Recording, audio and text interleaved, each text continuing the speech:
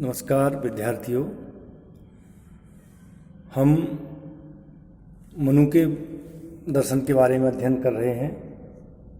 उसी श्रृंखला में हम आज मनु द्वारा प्रतिपादित परराष्ट्र नीति या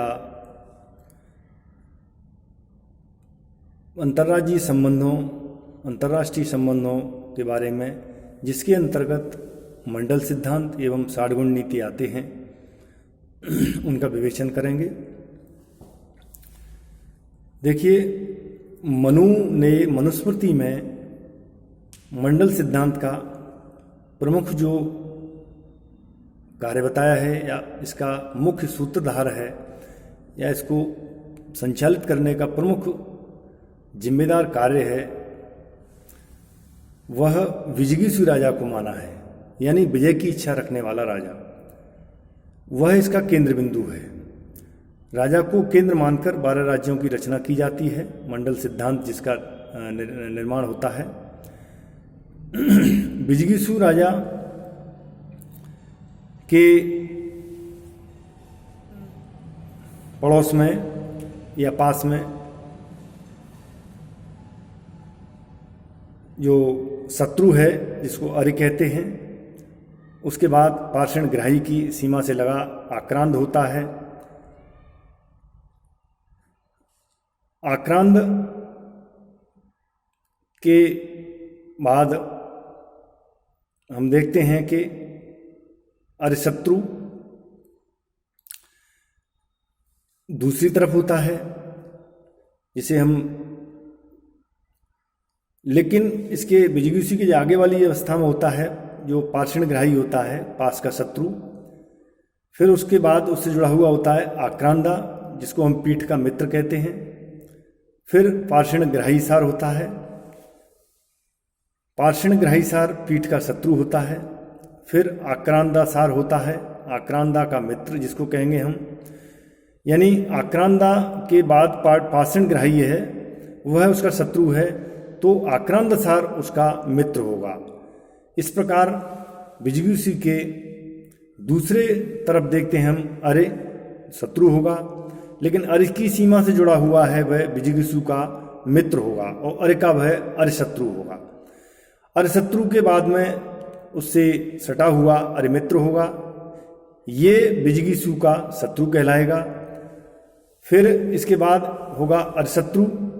अरिशत्रु विजिगीषु का मित्र होगा, लेकिन अरिमित्र का शत्रु होगा। इस प्रकार फिर अरिमित्र मित्र होगा, अरिमित्र मित्र अरिशत्रु का शत्रु होगा, लेकिन अरिमित्र का मित्र होगा। इस प्रकार हम देखते हैं कि ये जो क्रम है 12 राज्यों का, जो मंडल सिद्धांत निर्माण करता है, मूल रूप से इन 12 प्रकृतियों से ही मंडल का निर्माण होता है। लेकिन जब हम समेकित दृष्टि से देखते हैं, बड़े विस्तृत व्यापक क्षेत्र में देखते हैं, तो राज्य के मंडल सिद्धांत की जो बृहत शैली है या स्वरूप है, वह 72 राज्यों को समेकित करके बनता है, 72 स्टेट्स। इस तरह के राज्यों का निर्माण मूल रूप से एक मंडल सिद्धांत को बनाता है। फिर इसके बगल में होता है मध्यम राज्य। ये बिल्कुल मध्यम स्थिति में रहता है, मिडिल स्टेट जिसको कहते हैं। इससे विजिगीषु राजा के संबंध रहते हैं। और फिर उससे आगे जाकर के होता है उदासीन राज्य। उदासीन राज्य न्यूट्रल स्टेट, या जिसको हम बफर स्टेट भी बोलते हैं आज के राजनीतिक भाषा में, कि वह किसी भी पड़ोसी राज्यों से अपना कोई ऐसा वैमनस्य या कोई गहरी दोस्ती या मित्रता न रखने की भावना रखता है। इस प्रकार ये 12 राज्यों की स्थिति मंडल सिद्धांत को बनाती है। फिर इसमें आता है, इसी के अंतर्गत 60 गुण नीति। 60 गुण नीति यानी 6 गुण, 6 माने 6, गुण माने उसकी विशेषता, या 6 गुणों की जो समेकित विशेषता हैं, उनका एक स्वरूप बनकर के तैयार होता है, जिसे हम विजिगीषु राजा के कार्य करने की शैली को निर्धारित करने वाला मानते हैं। तो 60 गुण नीति में यानी विजिगीषु राजा को अपने पड़ोसी राज्यों से किस तरह से किन किन नीतियों के माध्यम से उनको बस में करने का प्रयोग करना चाहिए। तो सबसे पहले इसमें संधि है। राजा को यह लगे कि इस राजा से मैत्री कर लेने पर भविष्य में लाभ प्राप्त होंगे। यह मैत्री संबंध समान हस्तियों वाले राजाओं में होने चाहिए। मनु ने संधि को दो भागों में बांटा है, समान कर्मा संधि और असमान कर्मा संधि। फिर है विग्रह। विग्रह में युद्ध की स्थिति बनी रहती है। विजिगीषु राजा को हमेशा राज विस्तार की सोचनी चाहिए। जब राजा को यह लगे कि इस राजा से विजय प्राप्त की जा सकती है तो युद्ध करना चाहिए एवं राजा को पीड़ित करने के लिए भी युद्ध करना चाहिए। राजा को युद्ध तभी करना चाहिए जब सभी स्थितियां उसके अनुकूल हों, शत्रु की कमजोरियों का पता हो, मित्र पर किए गए आक्रमण के रूप में भी उसको पूरी जानकारी होना अत्यावश्यक है। संधि, विग्रह, फिर इसके बाद आता है यान। यान का मतलब है चढ़ाई करना, वास्तविक रूप से आक्रमण कर देना अपने शत्रु राज्य पर। इसमें राजा के द्वारा जब किया जाता है तब आक्रमण अति आवश्यक हो। विजय की इच्छा से दूसरे पक्ष को पीड़ित करना यान है। निर्बल पक्ष के लिए ही यान का प्रयोग करें। यान दो परिस्थितियों में होता है, जब शत्रु को आपत्तिग्रस्त देखकर, जब आक्रमण करता समर्थ न हो तो वह मित्र की सहायता लेकर आक्रमण करता है। फिर इसके बाद आता है आसन। आसन का मतलब है